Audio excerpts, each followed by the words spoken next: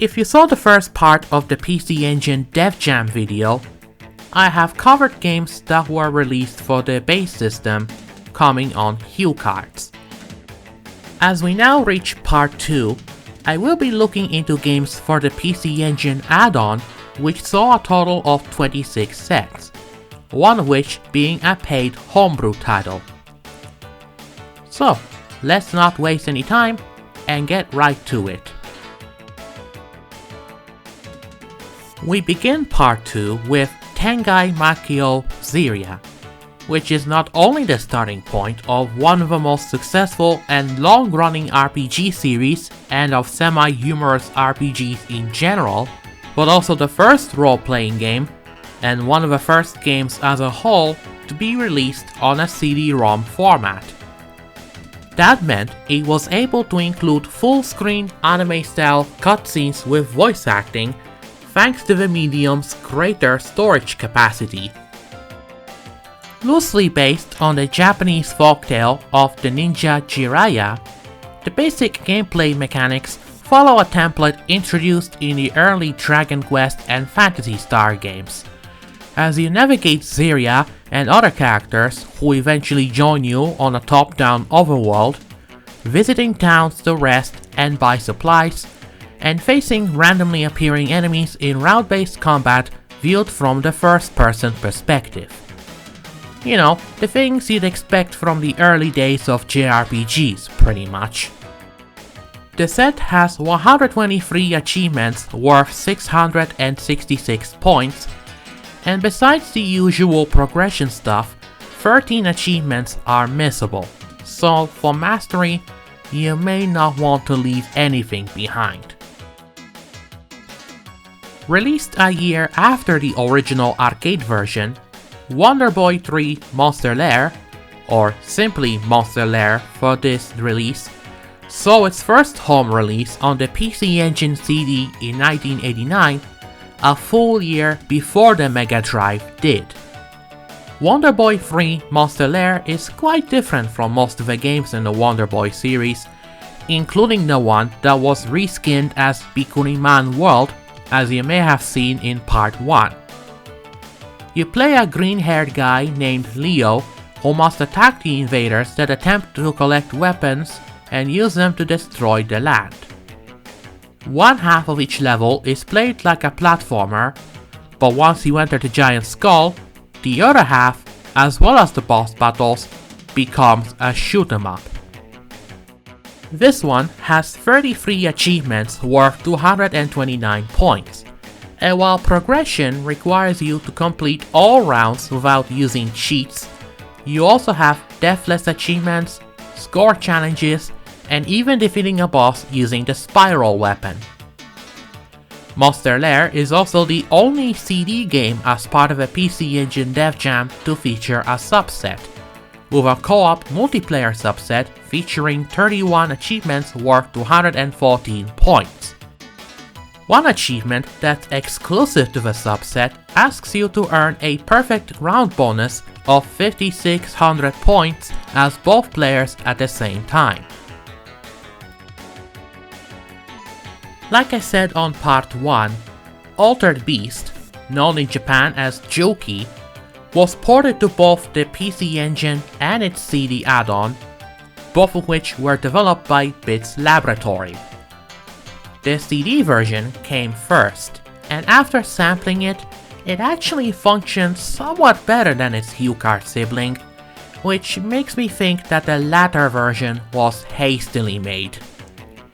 Perhaps Bit Laboratory had intentions to make it a CD exclusive port, but then realized that not every PC owner could afford the add-on, so they had to quickly put together a version of Altered Beast for the base console? Your guess is as good as mine. The CD version has 14 achievements worth 142 points. While it is slightly more valuable than a HuCard version, the CD version omits the co-op mode, meaning there is no subset for this one. The main beat condition remains the same, and it also has achievements for beating the game on hard difficulty and without continues respectively, as well as beating a boss without transformations. Oh, and just to give you a little PSA before you rise from your grave for this one, make sure that you're using either the Japanese system cards 1 or 2. If you're using the arcade card, system card 3, or the US system cards, the CD version of Altered Beast has a known compatibility issue that will soft lock the game, even on real hardware, during transformations and boss fights. Cosmic Fantasy Boken Shounen U, released in 1990, was another one of the first CD-ROM based RPGs. And like Tengai Makyou Ziria, it featured anime-style cutscenes with voice acting, though unlike that game, this one is a traditional representative of a genre, with party management, dungeon exploration, random enemy encounters, and turn-based combat. In this game, you control a young adventurer named Yu, who travels through space together with a robotic motorcycle cat named Monmo. One day, their spaceship crash lands on an unknown planet, which is in a civilization phase far inferior to their own space traveling world and resembles a medieval society. What starts as a simple kobold busting mission soon turns into a grand quest against an evil force that will eventually lead Yu to realize his role as a cosmic knight, whose task is to defeat intergalactic evil and save the world. Cosmic Fantasy has 33 achievements worth 247 points, and while this one only has 8 missables, it might be worth mentioning that the English translation is only available on the official re-release on the Nintendo Switch, which was done by using some kind of trickery to overlay an English translation on top of a running emulation of the Japanese game.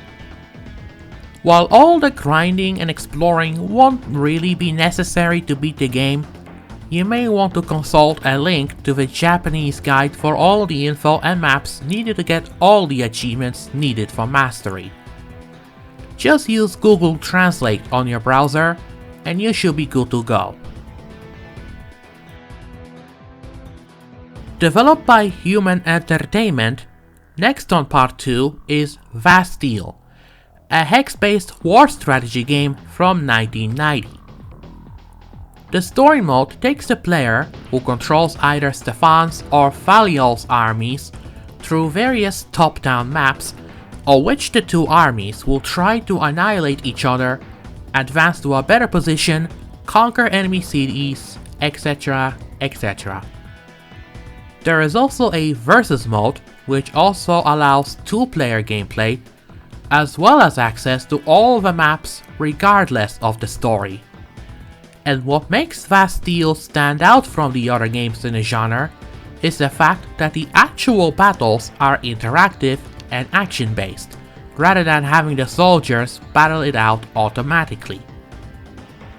With 71 achievements worth 668 points, in order to beat this one, you simply need to conquer the Vasteel system as either Faliol or Stefan. Some of the other achievements include winning a battle in a fair fight without quick loading on each map, destroying your opponent's base from full health in a single attempt, have 30 cities and 5 factories captured on any map, working your way up from 10,000 cash to 60,000 within a single game, and maximizing your army strength with 32 units. Before they created the award-winning Myst series, Cyan Worlds initially focused at games aimed at children, and made their debut with the Manhole. First released for the Macintosh in 1988, the Manhole is all about exploration and experimentation, where you simply travel the magical world and interact with many things to find hidden animations and sounds. The Manhole was also the first computer game to appear on the CD-ROM format, beating Tengai Makyou Ziria to the punch by a year. The PC Engine CD port we have here was released in 1991 by Sunsoft, and despite having English text, it was released exclusively in Japan. With 43 achievements worth 75 points, all you need to do to beat this one is to visit all of the main locations in the game. Since you can't really win or lose in the Manhole, a lot of the achievements ask you to interact with absolutely everything in each location, as well as beating the high score in all of the free minigames in order to master this straightforward set. First released in 1989 for the PC-88 and PC-98 computers, Xak III, Wanderers from East breaks away from the bumping into enemies battle system of the first two games, allowing a doll to control his sword in a variety of directions and have the ability to jump. Besides changing the battle system, the game's perspective switches to a side-scrolling view as opposed to the top-down one of the previous games. New to the Xak series is the use of magical rings, which give a doll different powering up abilities such as healing and shielding. Wanderers of East was ported to the PC Engine CD by Alpha System, and while it did see the NES, Super NES, and Mega Drive ports that same year, Electronic Gaming Monthly gave the TurboGrafx CD version an award for Best Music in their 1992 Buyer's Guide. Looking at its set, it has 38 achievements worth 295 points.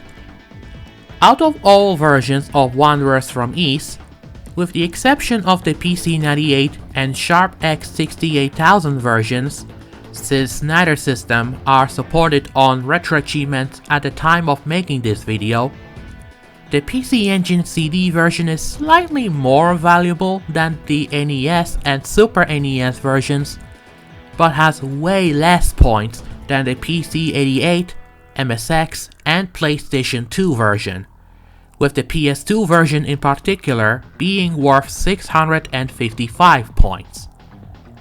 Besides defeating all of the bosses, mastery will require you to obtain specific items and completing damageless challenges.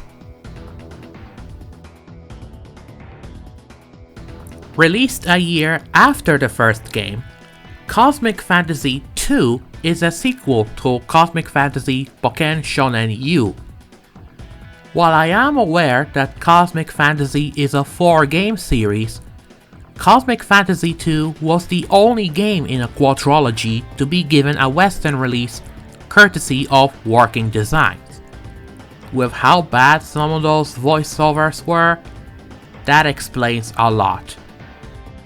The sequel tells the story of Van, a young lad who lives on the planet Idea, where technology has not quite reached a high level.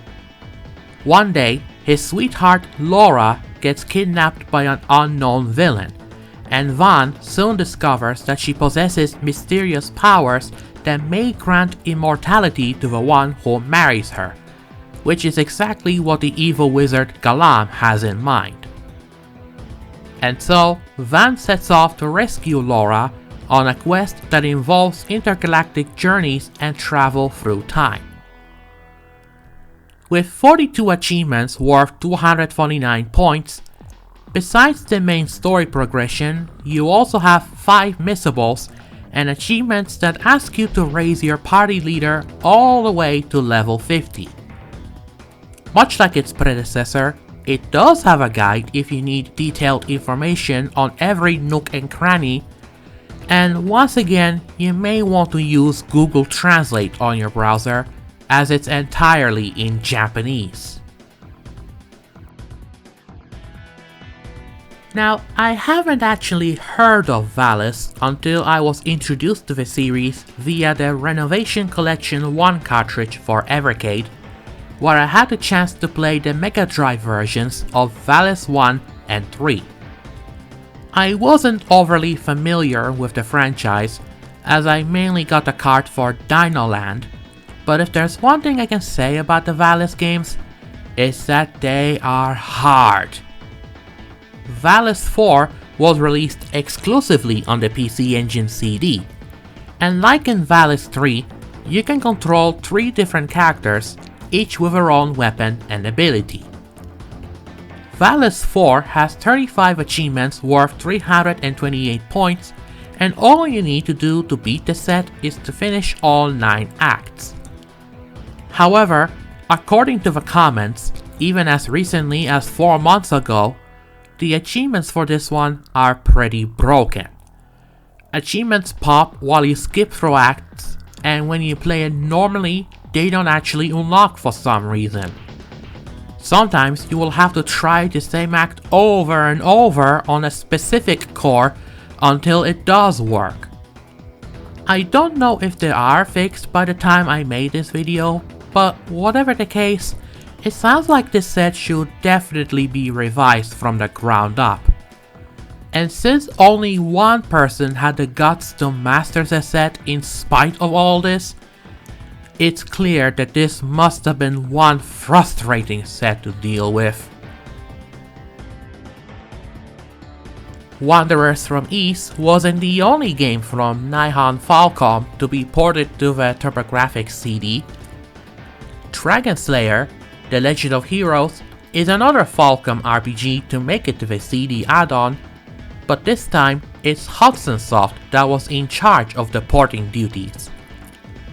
Dragon Slayer, The Legend of Heroes is a traditional medieval-themed Japanese RPG with turn-based combat viewed from the first-person perspective like in Dragon Warrior games.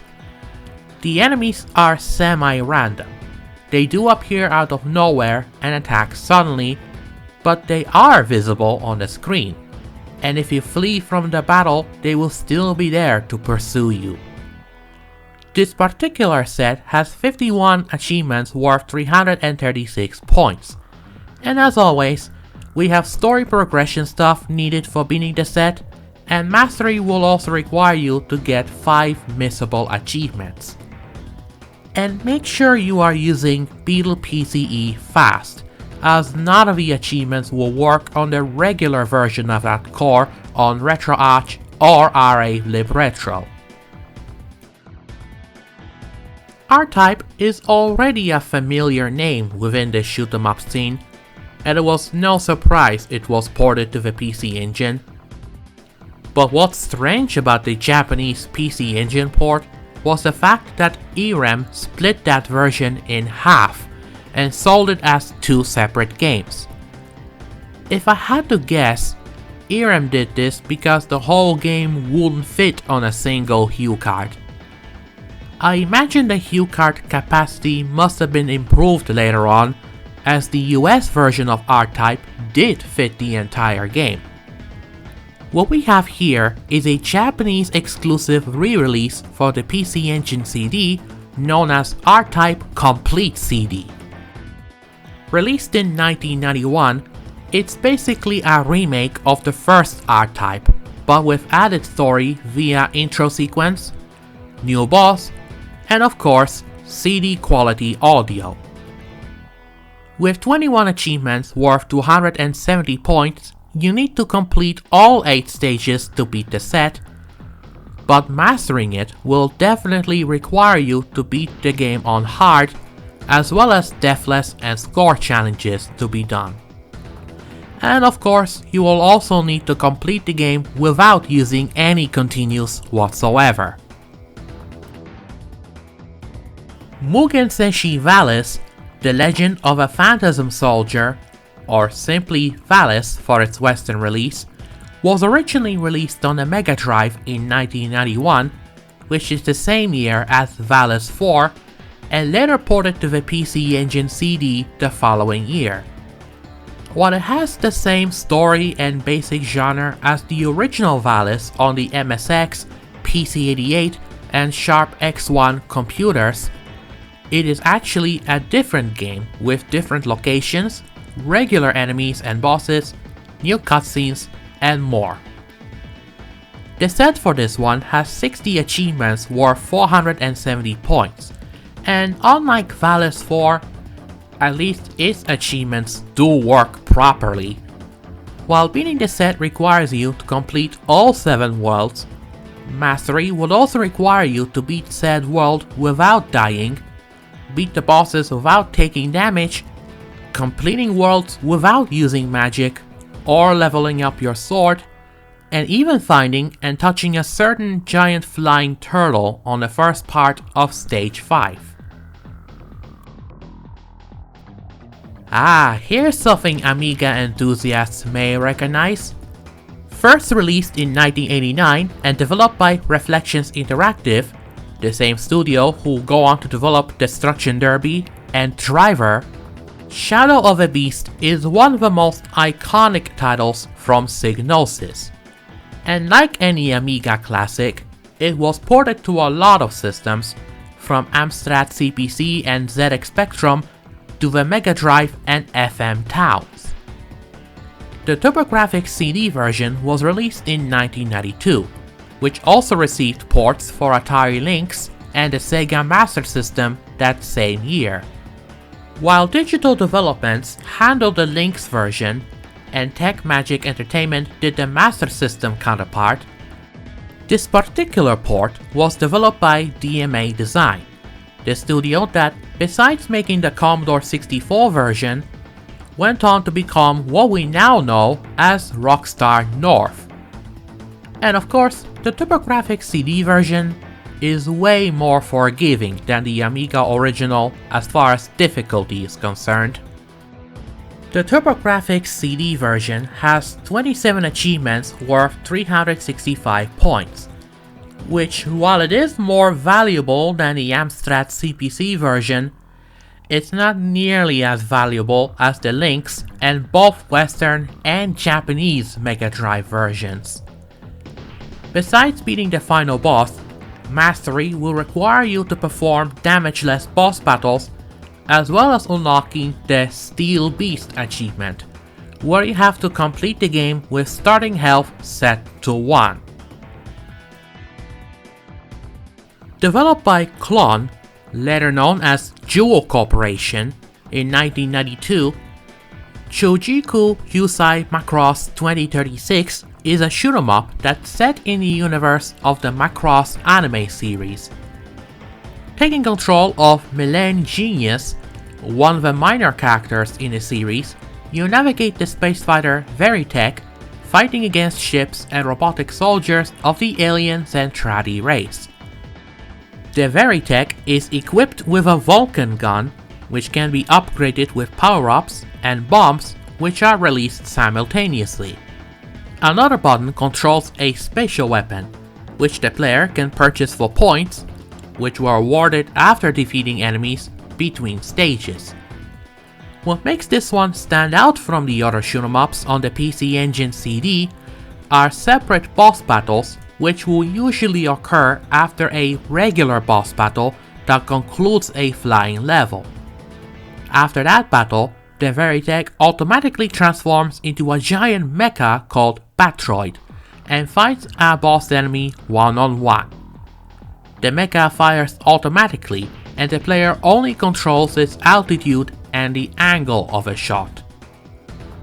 This one has 20 achievements worth 175 points, and besides clearing all 7 missions, you also have to clear said missions on hard, finding hidden items, deathless stuff, and finishing the game on very hard difficulty without continuous.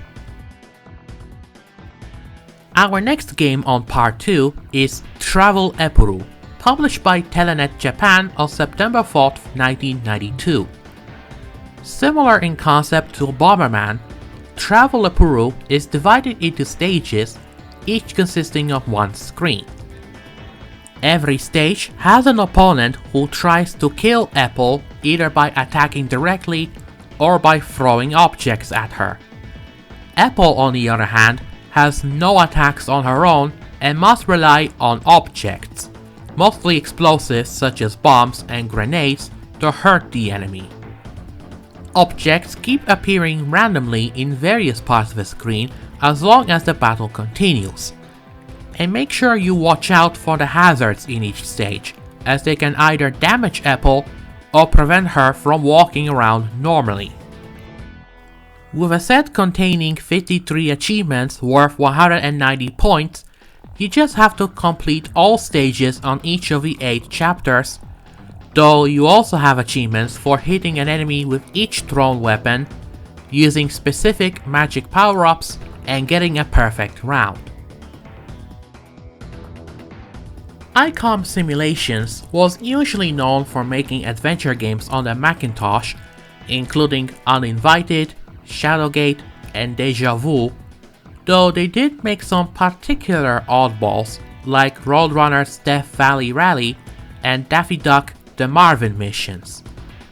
Shapeshifter, released in 1992, was one of the 4 games by the studio that were exclusive to the TurboGrafx CD, released 1 year after their adaptation of The Addams Family, while the other 2 games, Camp California and Beyond Shadowgate, were released in 1993.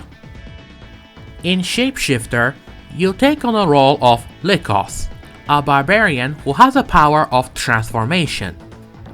The Dark Ones have captured the Ring of Five and imprisoned the wizards that guard it, so Lycos has to rescue the wizards and the Ring of Five before the Dark Ones invade his home, Krillian. Shapeshifter has 33 achievements worth 238 points, and besides defeating the bosses and eliminating the Dark Ones from the world, you also have achievements that involve powering up your form to the max, holding 100 or more gems in your inventory at one time, earning a score of 100k or higher, as well as 4 missable achievements, including the ones where you have to collect the Clock Tower pendant before collecting the Seeker's Eye, and collecting 52 in-world gems in one session, no saves allowed. Next up is another game based on the Macross anime, but this time in form of a turn-based strategy game. One that, unfortunately, I have no idea what the options do what, as the game is only in Japanese. Show Jiiku Yousai Macross Eien no Love Song focuses on the series' central plot, humanity's battle against the giant humanoid Zentradi aliens. Game progression is linear and mission-based. Each mission is a tactical battle that takes place on a top-down screen. Goals and conditions of a mission may vary, though usually elimination of all enemies is required. The set has 46 achievements worth 195 points, and to beat this one, you just need to clear all missions. But if you fail a mission, you have to start it again from scratch, as loading quick saves are not allowed. Developed by Eien, later known as 45 Co. Limited, Fausetté Amour is somewhat similar to the Valis games we looked at earlier, which has our female protagonist Koruku travel through large side-scrolling platform-based stages, which culminate with boss battles. Koruku can dispatch enemies with her regular weapon, a kind of chain that can also be used as a grapple, kinda like in Capcom's Bionic Commando, meaning that double jumping allows Koruku to attach the grapple to a higher platform, swing, and jump on it. Speaking of Capcom, she has the same hit point system like in Ghosts and Goblins series. Get hit once, and she can continue the fight in her underwear until she can get spare armor. Get hit one more time, and you lose a life. Koruku can also use 3 kinds of offensive magic spells. Little fairies are scattered through levels. When hit, they produce spare armor or orbs that can refill Koruku's magic energy.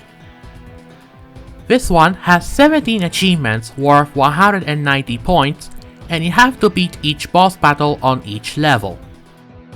The other half of the whole set asks you to defeat said bosses without damage, as well as earning a 1-up in each scene and beating the game without getting a game over.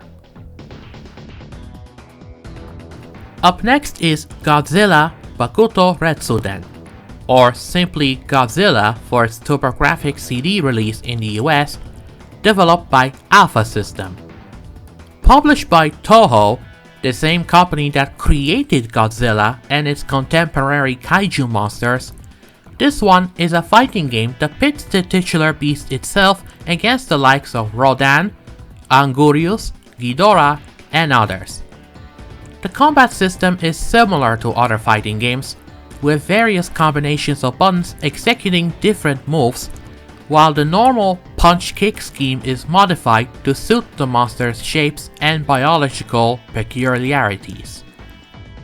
There are 51 achievements worth 505 points, and to beat this one, you need to defeat either Super 12, Mechagodzilla 2, Biolante, Mecha King Ghidorah, Batra, or Super Mechagodzilla in normal mode on any difficulty level. This one also has achievements for winning the normal game without using continues on each of the 3 difficulties. Now, I've actually talked about Advanced Variable Geo before as part of a Sega Saturn DevJam video, and while the Saturn version was released in 1997, this all-female fighting game was released on the PC Engine CD 3 years earlier. And unlike Godzilla, this one does take advantage of the turbo buttons on the controller for proper fighting inputs. Only 2 critic reviews were recorded on Moby Games, both of which were for the PC Engine CD version, with the video game then giving it a 3 out of 5 on their retro review from 2010, saying that Advanced VG is a correct fighter which will certainly appeal to hardcore fans of a genre, but without adding anything particularly new to it. Meanwhile, the mini review from a French magazine, Consoles Plus, gave it an 88%, saying that with the exception of what was done with the arcade card, the production of fighting games on the CD add-on was somewhat mediocre, which makes Advanced Variable Geo very acceptable, thanks to the characters having convincing moves, the colorful backgrounds, and very high quality music and sound. All of that without the need of that infamous card. The set itself has 31 achievements worth 275 points, which is less than the later Saturn version. Reaching any character's ending in normal mode is needed for the beat condition, but Advanced Variable Geo seems to have the same problem on both Saturn and PC Engine CD versions, where achievements lock up at the start of the second match in normal mode, and it also happens if you continue, meaning you have to restart the emulator a lot if you want to keep earning them. Looks like we have a text-heavy game that actually does have an English fan translation. Released a year after it debuted on PC98 and FM Towns, Xak III, The Eternal Recurrence, is an action RPG similar in gameplay style to its predecessors, though this one also incorporates some elements first introduced in Tower of Gazelle, such as the ability to jump and having companions. Jumping ability is crucial in many cases, as there are obstacles that can only be avoided by jumping over them. A new and very useful feature is hit point restoration, which occurs when Latok is standing still. However, to counter that, the enemies can respawn, which means that there aren't many completely safe areas in the game.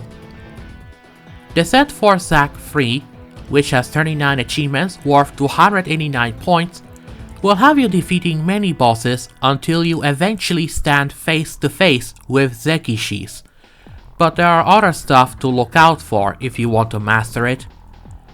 From what I have read, some users on RetroAchievements who played it were disappointed in the game itself, mostly due to the boring combat, equally boring soundtrack, especially for a CD-based game, the messy inventory system, and lousy level design. Well, at least the achievement set isn't punishingly difficult.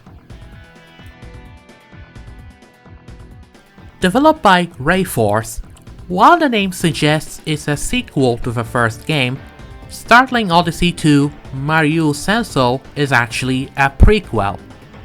While the first game had you playing as Leon, Startling Odyssey 2 has you take control of his father, Robin Salford.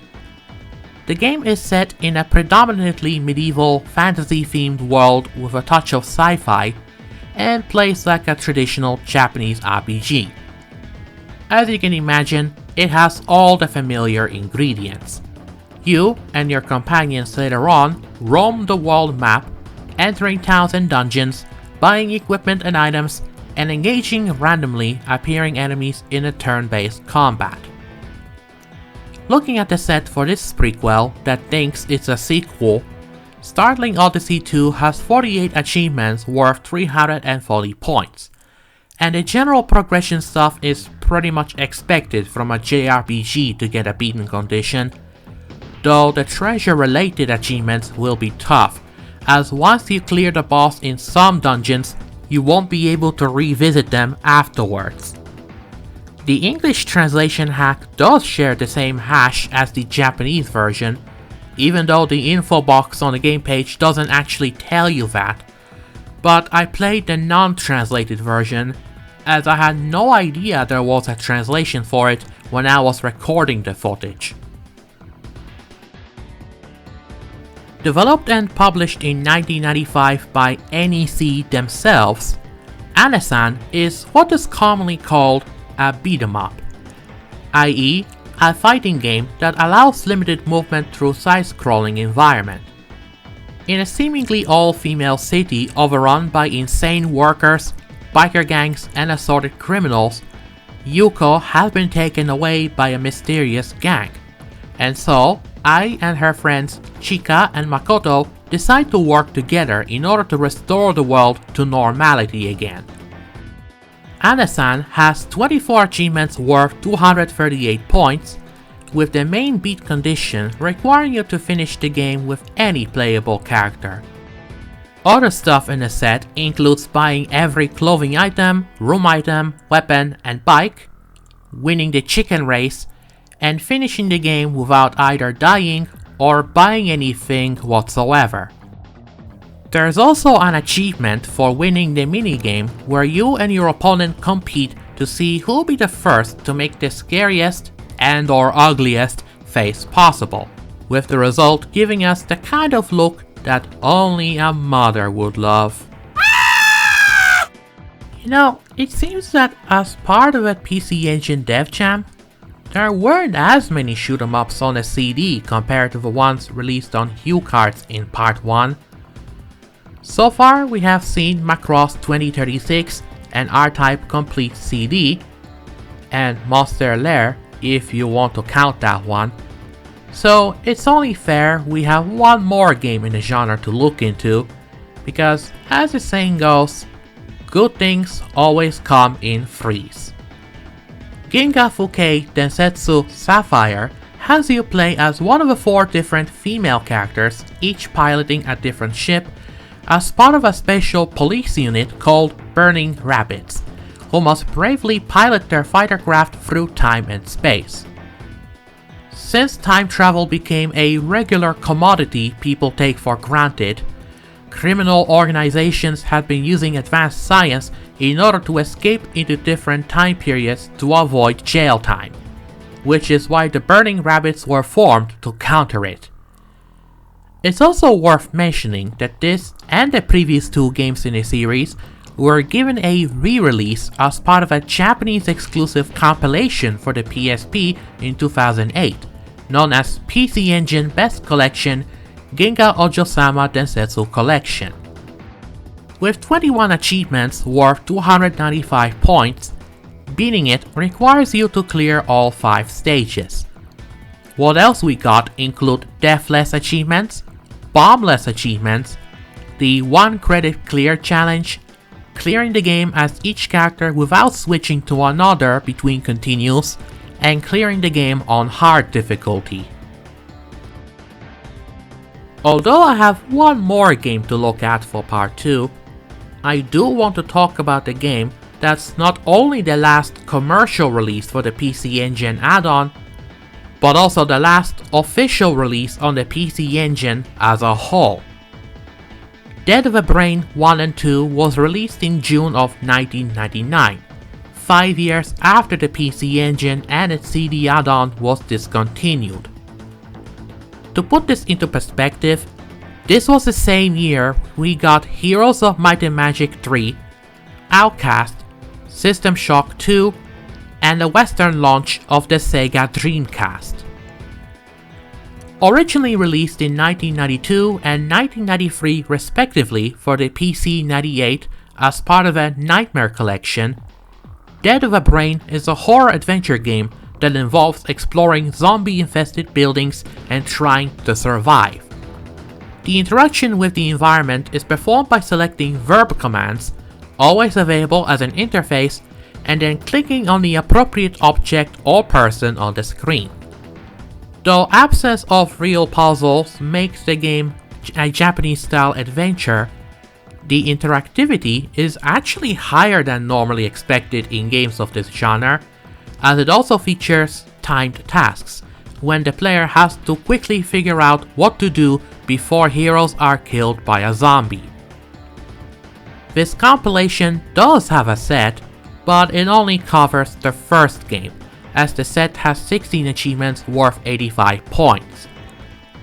It's mostly because the sequel didn't get an English translation, as the patch only covers Dead of a Brain 1.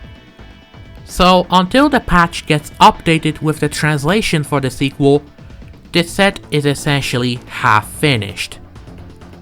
Now I did beat Dead of a Brain 1 in one session, but for some reason the obvious key item achievement didn't trigger for me, even though it's an achievement that's required to have in order to get the beaten condition. I may have to try it again with the Beetle PCE Fast or Beetle Super Graphics cores if it does trigger on those emulators like they should. To finish up part 2 of the PC Engine DevJam, here we have the only homebrew game for the CD add-on, and a paid homebrew at that. Developed by Bold Game Studio, Jessie Jaeger in Cleopatra's Curse is a Metroidvania platformer that stars the titular young explorer who is exploring Cleopatra's crypt in order to find the pieces of her sarcophagus and save her grandpa from her curse. While it was released on the TurboGrafx CD first, it can be inserted into the Mega CD to add Redbook audio to the later Mega Drive version. The set has 37 achievements worth 389 points, with the main beat condition is to obtain all pieces of the sarcophagus, and more importantly, get the good ending. And of course, there are plenty of item collection achievements to look out for. Now, there's one more thing I want to tell you about before I finish this video.